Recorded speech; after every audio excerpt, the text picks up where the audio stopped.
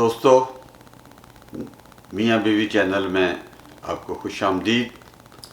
آج حسب معمول سنڈے ہے اور کچھ نئی باتوں کے ساتھ آپ کے سامنے حاضر ہوئے ہیں۔ جی السلام علیکم، thank you so much for watching our YouTube channel. بس آج آواز مری مری سی لگ رہی ہے۔ ابھی کام سے آئی ہوں، تھوڑا سی تھکاوٹ ہوگی، آپ لوگوں کو احساس ہو رہا ہوگا اس چیز کا۔ بہرحال دو تیار کیے میں نے سوال اپنے۔ اچھا، آپ نے کوئی سوال تیار کیے ہیں یا میں کروں گفتگو؟ آپ پہلے شروع کر لیں۔ نہیں، چلیں آپ سوال کریں پہلے۔ ٹھیک ہے۔ سوال یہ ہے میرا، جو کہ میری نظروں سے خبریں گزری تھیں کہ جو آرمی چیف صاحب ہیں انہوں نے کچھ دن پہلے یہ کہا تھا کہ پہلے اپنا گھر ٹھیک کرنا چاہیے، اور یہ چیز ان کو بہت پہلے تھی۔ آپ کو یاد ہوگا ایک پروگرام میں میں نے بھی یہی کہا تھا، اور ہمارے اس پروگرام میں یہ بات آئی بھی تھی، اور ہم نے کہا تھا بجائے دوسروں پہ انگلی اٹھانے کے پہلے اپنا گھر دیکھیں۔ ہمارا کوئی دشمن نہیں ہے، ہم ان کے لیے کیا جنگی ہتھیار استعمال کر رہے ہیں؟ اگر آپ خود اپنے دشمن ہیں تبھی آپ کے لوگ دشمن ہوں گے۔ تو اب ان کو خیال آیا، جو کہ بہت اچھی اور خوش آئند بات ہے۔ آپ کا اس بارے میں کیا خیال ہے؟ یہ کیسے خیال نہیں، اصل میں بات یہ ہے، خیال ان کو ایسے آیا ہے کہ مالی معاملات بہت خراب ہو گئے ہیں ہماری پاکستان آرمی کے۔ ان کی آمدنی کے سارے ذریعے بند ہو چکے ہوئے ہیں۔ غیر ملکی جو دنیا ہے انہوں نے ان کے اوپر پابندیاں لگا رکھی ہیں، FATF کی وجہ سے، کیونکہ یہ دہشت گردوں کی حمایت کرتے ہیں، جس کی وجہ سے ان پہ پابندیاں لگ چکی ہیں۔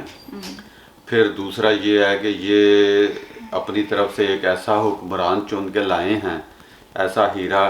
ان کا خیال تھا کہ یہ باہر کی دنیا سے، چونکہ یہ فنڈ شنڈ اچھا اکٹھا کر لیتا ہے، تو باہر کی دنیا سے کچھ لوگوں سے پیسے زیادہ لے لے گا۔ یہ تو فنڈ میں نے کبھی سوچا ہی نہیں۔ یہی تھا نا کہ وہ لائے اس کو اسی لیے تھا کہ یہ غیر ملکی اداروں سے بات کرے گا، اداروں سے بات کرے گا، ملکی سربراہوں سے بات کرے گا، اور ہمیں کچھ زیادہ پیسے مل جائیں گے۔ اصل میں مسئلہ یہ ہے نا کہ ہم کچھ کام پوچھ تو ہمارا کوئی نہیں ہے سوائے مانگنے تانگنے کے۔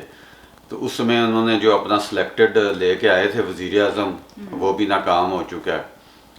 اب اصل میں بات یہ ہے کہ یہ جو انہوں نے جو تقریر کی ہے ہمارے آرمی چیف نے، یہ دیکھیں عالمی دنیا کو انہوں نے یا بین الاقوامی دنیا کو انہوں نے سنانے کے لیے وہ تقریر کی ہے، انگریزی میں تقریر کی ہے۔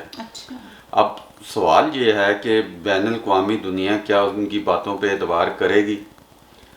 میرا خیال ہے کہ نہیں کرے گی۔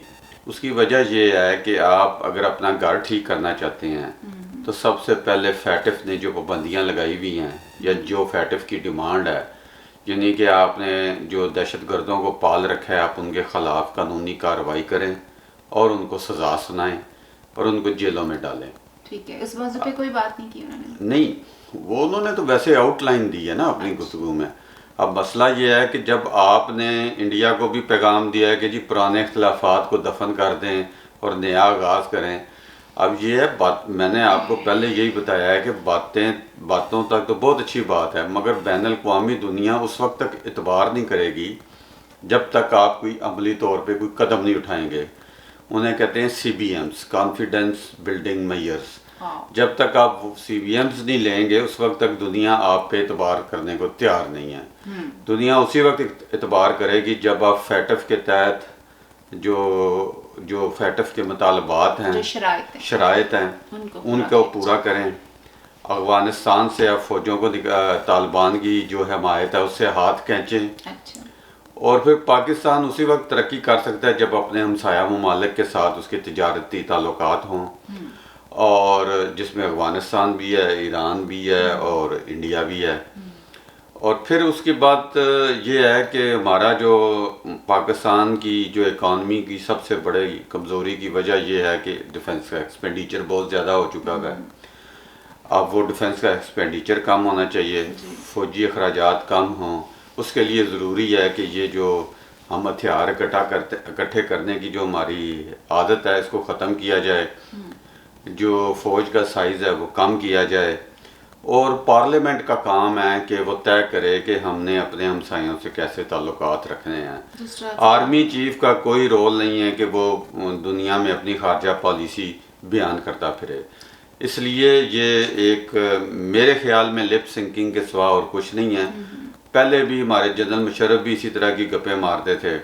ایک دفعہ جنرل کیانی نے بھی اپنا کاکول میں تقریر کرتے ہوئے اسی طرح کی باتیں کی تھیں. ہو سکتا ہے یہ معمول کی باتیں ہوں، مگر کچھ لوگ کہہ رہے ہیں کہ اب چونکہ پیسے آنے بند ہو گئے ہیں اس لیے اب ذرا چیخیں نکل رہی ہیں. تو کسی نے یہ سوال نہیں اٹھایا کہ آپ نے جب یہ سوچ ہی لیا ہے کہ اپنے گھر کو پہلے ٹھیک کرنا ہے تو اس میں سب سے پہلا قدم آپ کیا اٹھانے والے ہیں؟ بھائی اب یہ ان سے سوال کرنے کی کوئی ضرورت نہیں کر سکتا. یہ سوال کرنا چاہیے کہ آپ نے کوئی آپ کا ایجنڈا ہے کہ آپ کو اپنا گھر کیسے ٹھیک کرنا چاہیے، یہ تو پوچھنا چاہیے نا. اب مسئلہ یہ ہے کہ اب یہ جو پاکستان کے جو نامور صحافی ہیں، عظیم صحافی ہیں، انہیں پوچھنا چاہیے کہ جی ہمیں آپ بتائیں کہ ہمیں اپنا گھر کیسے ٹھیک کرنا ہے. اس کے لیے آپ نے، اس کا مطلب ہے کہ ان کو یہ اندازہ ہو گیا ہے کہ ہم اپنا گھر ٹھیک نہیں رکھ رہے، اور یہ ایک اچھی بات ہے، ان کو احساس ہو گیا. لیکن اب اس احساس سے آگے قدم یہ اٹھانا چاہیے کہ وہ کون سے اقدامات ہیں جو آپ کرنے والے ہیں. اب یہ سوال کرنا صحافیوں کا کام ہے جو ان کے قریبی ہیں یا جو ٹی وی چینلز پہ ہمارے سر پہ سوار رہتے ہیں. اب یہ ان کا کام ہے، پوچھیں، مگر وہ نہیں پوچھیں گے نا، ڈرتے ہیں. جو ان کے جو ٹرولز ہیں وہی ہمیں جواب دیتے ہیں. نہیں، ٹرولز بھی نہیں نا جواب دیتے. ٹرولز تو بس واہ واہ کرنے کے لیے ہوتے ہیں، چاہے وہ جھوٹ بولے چاہے وہ سچ بولے. شاید ان کے پاس کوئی اس بات کا جواب ہو تو ہمیں ضرور دیجیے گا اس بات کا جواب. چلیں. اچھا، دوسرا ہے میرا ایک بڑی حیرت انگیز بات ہو رہی ہے، فرنٹیئر ورکس آرگنائزیشن FWO، جس کو کہ ریلوے کی تمام آئی تھنک سو کہ سونپ رہے ہیں ذمہ داریاں. یہ کیسی تبدیلی آئی ہے؟ ہاں، ایک خبر یہ ہے کہ وزیر ریلوے جو ہے نا اعظم سواتی جو ہیں، وہ انہوں نے کہا ہے کہ جی ہم لاہور، کراچی اور راول پنڈی کے شاید ریلوے اسٹیشن جو ہے نا FWO کو دے رہے ہیں. اچھا. اب پرابلم یہ ہے کہ پاکستان آرمی کے پاس، میں نے پہلے آپ کو کہا ہے کہ خرچے پورے نہیں ہو رہے ان کے، اور وہ ان کا یہ جو FWO جو کنسٹرکشن کا ادارہ ہے وہ ہر جگہ پہ جا کے دخل اندازی کرتا ہے اور کنٹریکٹ لینے کی کوشش کرتا ہے. سندھ میں بھی ایک بہت، باقی ملک میں تو میرا خیال ہے کوئی اتنے ترقیاتی کام نہیں ہو رہے جتنے سندھ میں ہو رہے ہیں. تو سندھ حکومت کے ساتھ بھی ان کا جھگڑا یہی ہوتا ہے کہ یہ ان کا ٹھیکہ ہمیں دیا جائے. اب ان کے پاس کچھ اور کام کرنے کو رہ نہیں گیا، پیسے ہے کوئی نہیں ہے، خرچے ان کے پورے نہیں ہوتے، اس لیے وہ آہستہ آہستہ جو ہے نا سرکاری ادارے بھی اتنے آ رہے ہیں جہاں سے کوئی تھوڑی سی آمدنی پیدا کر سکیں. تو آپ کا یاد رکھ، اس سے نہیں، میں آپ بتاؤں، ریلوے کی تباہی میں بڑا رول ایک NLC کا ہے، نیشنل لاجسٹک سیل. اس سے پہلے دیکھیں ریلوے کی جو آمدنی تھی نا وہ اس کی گڈز ٹرین مال گاڑیوں سے ہوتی تھی. کراچی میں مال اترتا تھا، وہاں سے پورے پاکستان کو مال جاتا تھا. مگر ہوا یہ کہ ضیاء الحق کے دور میں کیونکہ بہت سارا اسلحہ اور دوسری چیزیں آ رہی تھیں تو اس کے لیے انہوں نے ایک ادارہ کھڑا کیا، NLC، نیشنل لاجسٹک سیل، جس کے تحت ٹرولے چلنے شروع ہوئے تھے. کراچی سے چلتے تھے، افغانستان تک جاتے تھے. اس میں کیا تھا کہ اسلحہ ہوتا تھا یا اور فوجیوں کی اشیاء ضروریات وغیرہ ہوتی تھی، وہ ہوتی تھی. اچھا، NLC نے پہلے تو پاکستان ریلوے کا بیڑا غرق کیا. اب جب اچھی طرح بیڑا غرق ہو گیا، سن کی بات؟ یہ بات ہے 80s کی بات ہے، جب افغانستان کا جہاد شروع ہوا تھا. تو آپ اتنی پرانی بات کو ابھی کیوں کر رہے ہیں؟ اس لیے کر رہا ہوں کہ ریلوے ایک ایسا شعبہ ہے جس کا پہلے ہی NLC نے، پاکستان آرمی کے ادارے نے اس کو تباہ کیا ہے. اب جو کوئی تھوڑی بہت کچھ پچھلی جو حکومتیں آتی ہیں اس کو امپروو کرنے کی کوشش کرتی ہیں، اس کامیابی کو اب FWO ہتھیانے کی کوشش کر رہا ہے. تو اب ویسے تو دیکھیں نا جی، FWO کا کوئی کام نہیں ہے کہ ریلوے اسٹیشن کی وہ دیکھ بھال کریں یا ان پہ وہاں پہ کچھ کریں. وہ کیا کریں گے؟ وہاں پہ کچھ تھوڑی سی امپروومنٹ کریں گے اور مزید لوگوں پہ ٹیکس لگا دیں گے کہ جی یہ کریں، اس طرح کریں. تو وہ یہ والی وہ بات ہے. آپ کا کہنا ہے کہ جو اس کو پرائیویٹائز ہونا چاہیے ریلوے کو؟ کوئی پرائیویٹائز کی ضرورت ہی نہیں ہے. پرائیویٹائز تو ریلوے کافی عرصہ پہلے ہو بھی چکا ہوا ہے. پرائیویٹائز تو ایسے ہی تھا نا، نواز شریف صاحب نے کیا تھا کہ کچھ ٹرینیں جو تھیں وہ روٹ تھے بنائے تھے، وہ چلائے تھے. مگر وہ صورت بہت خراب ہے اس کی جو سچویشن ہے نا. جب تک آپ کا ٹریک ٹھیک نہیں ہوگا، ڈبل ٹریک نہیں ہوگا، آپ کے وسائل جب دوسرے شعبوں میں لگ جائیں، دفاعی اخراجات میں لگ جائیں، تو پھر آپ اپنے ٹریک بھی نہیں بنا سکتے، اس میں امپروومنٹ بھی نہیں کر سکتے. پرانی لائنیں ہیں، اس کو ٹھیک کرنے کی ضرورت ہوتی ہے. تو ریلوے کا شعبہ تو پہلے ہی تباہ ہو گیا تھا صرف اسی وجہ سے، اب مزید اس کو تباہ کرنے کی سوچ رہے ہیں۔ دوسرا یہ کہ دیکھا جائے تو کنسسٹنسی کے ساتھ ساتھ یہاں پہ ایک چیز ایس او پیز جو کہ فالو نہیں کرتے ہیں، جو بھی نہیں آتا ہے وہ اپنی نئی ایس او پیز کو لے آتا ہے اور اس کے بعد سے جو ہے معاملات خراب ہونے شروع ہو جاتے ہیں۔ کوئی اسٹینڈرڈ آپریٹنگ سسٹم ہونا چاہیے جس پہ بس سب کو چلنا ہے، اور وہ بالکل جامع ہونا چاہیے، بہت زیادہ میوچل انڈرسٹینڈنگ کے ساتھ۔ دیکھیں جی ایس او پیز تو اسی وقت ہی بنے گا نا جب ایک ڈیموکریٹک پروسیس ہوگا۔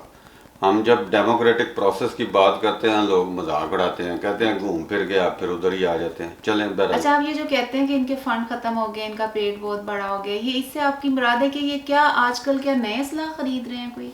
دیکھیں جی انہوں نے اتنے ایک ادارے بنا لیے ہیں، مختلف ادارے بنائے ہیں انہوں نے دفاع کے نام کے اوپر، کہ ان کے لیے اخراجات چاہیے۔ فار ایگزامپل انہوں نے ایک کمیونیکیشن کا ادارہ بنا لیا ہے، پھر انہوں نے ایک یہ جو ایف ڈبلیو ہے جیسے اس کا آپریشن بہت بڑھا دیا ہے۔ پھر اس میں دیکھیں اب وہ سی پیک بننا تھا تو انہوں نے ایک نیا ڈویژن فوج کا کھڑا کر لیا کہ جی ہم اس کی حفاظت کریں گے گوادر یا اس علاقے کے لیے۔ اب اس کے پیسے بھی وہ ان سے لیتے ہیں، اور بہت سارے نیشنل سیکیورٹی کے نام پہ انہوں نے ادارے بنا لیے ہیں جہاں پہ فوجی بیٹھے ہیں، ان کی تنخواہیں ہیں، مراعات ہیں، بہت سارے وہ فائدے لیتے ہیں۔ I think ان کو اپنی مراد کم کرنی چاہیے، جو اتنے کنالوں کی اراضیاں وغیرہ یہ لیتے ہیں آفٹر ریٹائرمنٹ، یہ ختم ہونا چاہیے، کیونکہ پاکستان میں مزید یونیورسٹیز، ہاسپٹلس کی ضرورت ہے، بہت زیادہ چیزوں کی ضرورت ہے جس کی وجہ سے یہ اراضیاں ان چیزوں میں استعمال ہو سکتی ہیں۔ نہیں ہے نا، بس اب وہ دیکھیں نا، اب وہ ابھی ہمارے دوست دکھا رہے تھے کہ ملتان میں ڈی ایچ اے بنتے ہیں۔ اچھا، وہاں پہ جو آموں کے درخت ہیں، ہزاروں آموں کے درخت جو ہے نا وہ انہوں نے کاٹ ڈالے ہیں، اور ایک آم کے درخت کو بنتے بنتے بھی 40-50 سال لگتے ہیں، اور انہوں نے اتنے بڑے پیمانے پر درخت کاٹ دیے ہیں آم کے، صرف کیا ہے کہ وہاں پہ ڈی ایچ اے بننا ہے۔ ڈی ایچ اے کا مسئلہ یہ ہے کہ فوجیوں کی موجیں ہیں، آپ کو تو پتہ ہی ہے، آپ تو ڈی ایچ اے میں ملازم رہی ہیں، کیسے یہ فائدے اٹھاتے ہیں، کیسے یہ ایک فرض کریں کہ 50,000 کے پلاٹ کو 5 کروڑ کا بیچ دیتے ہیں، یہ تو لوٹ مار ہے نا۔ اب تو اس کے بجائے ان کو چاہیے کہ پن چکی والے جو ہوتے ہیں بجلی گھر بنائیں، کوئی ڈیمز بنائیں۔ اب گرمیاں آ گئی ہیں وہاں پہ، اور پانی اور مطلب کہ بجلی کی شدید کمی ہوگی، ان چیزوں کے اوپر اپنی اراضیوں کو، اپنی زمینوں کو، اپنے وسائل کو، اپنے ذرائع کو استعمال کریں تاکہ پاکستان خود مختار ہو جائے۔ اب انڈیا میں کرونا ویکسین بن رہی، مگر پاکستان میں جو ویکسین لگا رہے ہیں اللہ کرے وہ بہت اچھی ثابت ہو، لیکن مجھے ایک بہت ہی اچنبے کی بات لگ رہی کہ ہمارے پرائم منسٹر صاحب کو 2 دن بعد ہی کرونا ہو گیا۔ بھائی وہ ویکسین سے پہلے اسے کرونا ہو گیا ہوگا نا، علامات اس کا نہ ٹیسٹ کرانا چاہیے پہلے۔ اب ہمارے وزیر اعظم صاحب بھی صدر ٹرمپ کی طرح ہیں، ایک تو وہ ماسک نہیں پہنتے، ہمارے ادھر صدر ٹرمپ بھی ماسک نہیں پہنتے تھے، پھر وہ بھی بڑے اکڑ اکڑ کے چلتے ہیں، اور پھر اس کا نتیجہ یہی نکلنا تھا کہ آپ نے بیمار ہونا ہی ہونا تھا۔ اللہ تعالیٰ ان کو صحت سنے کہ پوری کیبنٹ ان کے پاس تھی، میرا خیال ہے سب کو کوارنٹین میں جانا چاہیے تھا، آئی ڈونٹ نو سب جا رہے ہیں۔ اب پاکستان میں تو آپ کو پتہ ہے وہ والے جو یورپ میں یا امریکہ میں جو احتیاطیں برتی جاتی ہیں، پاکستان میں تو وہ ممکن نہیں ہے۔ بڑی کیبنٹ والے کر سکتے ہیں، مگر میرا نہیں خیال کہ وہ اس طرح کچھ کریں گے۔ اچھا، پاکستان میں ایک بڑی مزے کا خیز سی بات، مجھے نا خبریں سنتی رہتی ہوں، کبھی تو ایک دم نا جھل چڑھتا ہے۔ جھل کا مطلب ہوتا ہے، آپ کو مجھے پتہ نہیں پتا اس کا، ایک ساتھ دورہ سا آتا ہے، کرونا ہو گیا، لاک ڈاؤن شروع ہو گئے، دکانیں بند، اسکول بند، یہ بند وہ بند، ماسک منہ پہ چڑھے ہوئے ہیں، سب کچھ ہو رہا ہے، ایسے ہو رہا ہے جیسے پتہ نہیں کیا ہو گیا، اور ایک دم ہاں وہ تو ہوتی رہتی ہیں، لیکن ہر ایک دم ایسے ہو جائیں گے وہ جی ہمیں کچھ نہیں ہوتا، ہم تو یہ ہیں وہ ہیں۔ اللہ تعالیٰ جب آپ کے ساتھ اللہ تعالیٰ ہے، اللہ تعالیٰ کی حامی و ناصر ہمارا رہے انشاءاللہ، تو پھر ہمارا کوئی کچھ نہیں بگاڑ سکتا۔ بات یہ ہے کہ آپ ایس او پیز کو ان کو مت چھوڑیں، کیونکہ ایک تو وہاں پہ ملیریا بھی ہے، وہاں پہ ٹائیفائڈ بھی ہے، ڈینگی بھی ہے، وہاں پہ اب یہ کرونا ویکسین کا بھی ہے، تو پہلے اپنے آپ کو ویکسینیٹڈ کر لیں، اس کے بعد اپنی جو بھی سرگرمیاں ان کو جاری رکھیں، مگر ایک دم سے یہ جو جھل آتا ہے نا وہ نہیں مجھے سمجھ آتی۔ اصل میں پھر وہی بات ہے کہ جی کوئی پلاننگ کوئی نہیں ہے، کس طریقے سے کام کرنا ہے، اسکول بند ہے، کس طریقے سے اسکولوں میں ہی کرونا نے آنا ہے، اور پھر یہ ہے کہ دیکھیں انڈیا نے جو ہمارے دوست بتا رہے تھے کہ انڈیا نے جو ویکسین کی قیمت رکھی ہے لوگوں کو کے لیے وہ کوئی انہوں نے 300 روپے رکھی ہے لوگوں کے لیے. ہاں جی کہ کوئی 150 یا 200 روپے کی ویکسین ہے. یہ تو فری میں ہونی چاہیے. ہونی تو فری میں چاہیے. بہرحال انڈیا میں انہوں نے 300 روپے رکھی ہے اور پاکستانی حکومت نے رشیا سے امپورٹ کی ہے, کر رہے ہیں, اور اس کی قیمت کوئی 8-9 ہزار روپے رکھ رہے ہیں. یعنی آپ اندازہ کریں کہ آپ نے ہر چیز سے آپ نے منافع کمانا ہے, صرف اس لیے کہ پیسے آپ کے پاس ہے کوئی نہیں, پروڈکشن آپ کی ہے کوئی نہیں, تو کہیں سے تو پیسے کمانے ہیں نا. وہ امداد سے بھی پیسے کمانے کی کوشش کرتے ہیں. اب لوگوں نے امداد دینی بھی بند کر دی ہے, تو اب کچھ ان کا حال برا ہے, اسی لیے اب وہ آرمی چیف کی بھی چیخیں نکل رہی ہیں, گھر کو درست کرنا چاہیے. بالکل صحیح کہہ رہے ہیں. انٹرنیشنل لیول پہ بھی یہ بات ہے کہ ہمیں بحیثیت قوم اپنے آپ کو ایسا شو کرنا چاہیے کہ ہم نہ تو مطلب منافق ہیں اور نہ ہی ہمیں کوئی امداد ملے تو ہم اس کو بیجا طور پہ شاہ خرچی سے ضائع کرتے ہیں, ہم عوام پہ ہی لگاتے ہیں. لیکن یہ جو کرونا ویکسین ہے یہ فری میں ہونی چاہیے. اور میں نے یہ بھی سنا ہے کہ لاک ڈاؤن میں لوگ دکانے والے جیسے پان والے ہیں, سبزی والے ہیں, یہ پیسے دے کے ان ٹیموں کو کہتے ہیں یار اب نہ آنا, ہم نے بھی گھر چلانا ہے. اب یہاں پہ تو لوگوں کو پے کر رہے ہیں, ٹھیک ہے نا, لیکن وہاں پہ اگر نہیں بھی آپ لوگ کر رہے, کم از کم تھوڑا سا تو ریلیف دینا ان لوگوں کو. بس جی یہ تو اب آپ کی خواہش ہے, ہماری بھی خواہش ہے, ایسا ہونا چاہیے, اگر عمران صاحب مگر ایسا ہوتا نہیں ہے. کرونا ہو گیا, ہم دعا کرتے ہیں اللہ تعالیٰ ان کو صحت دے. آپ نے تو کچھ اور لکھا تھا ان کے بارے میں. میں نے نہیں لکھا, وہ کوئی میم بنا ہوا تھا.